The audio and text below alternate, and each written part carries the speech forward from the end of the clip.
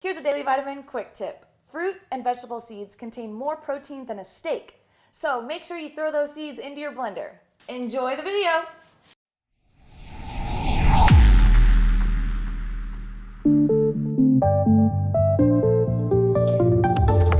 For this blend-off, we are using the high-powered Blendtec-blender, the popular Vitamix-blender, the Ninja Mega Blending System, and the high-speed Nutribullet-RX.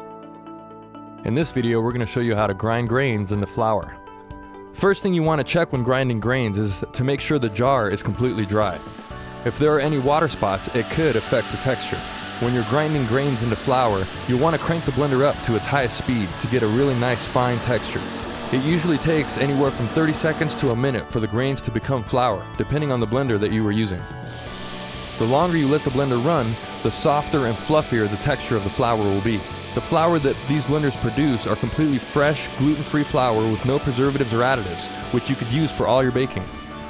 You could also combine different types of grains together and mix in your own custom recipes and make homemade custom flours. These blenders are all designed with their own techniques for grinding grains, but all have the capability to do so. Most blenders won't be able to handle the heavy load of grains. What will usually happen with a regular blender or one that doesn't have enough watts is that it will overheat and then you'll have to wait to use it again. Or you won't get the same quality consistency that you will with a high-powered blender.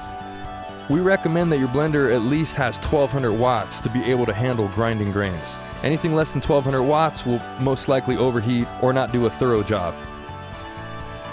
The Blendtec and Vitamix which you're watching are high-tier blenders which cost a little more than the mid-tier Ninja and Nutribullet. Each blender does produce a slightly different texture which you could read more about on the review. There is a link to the review below.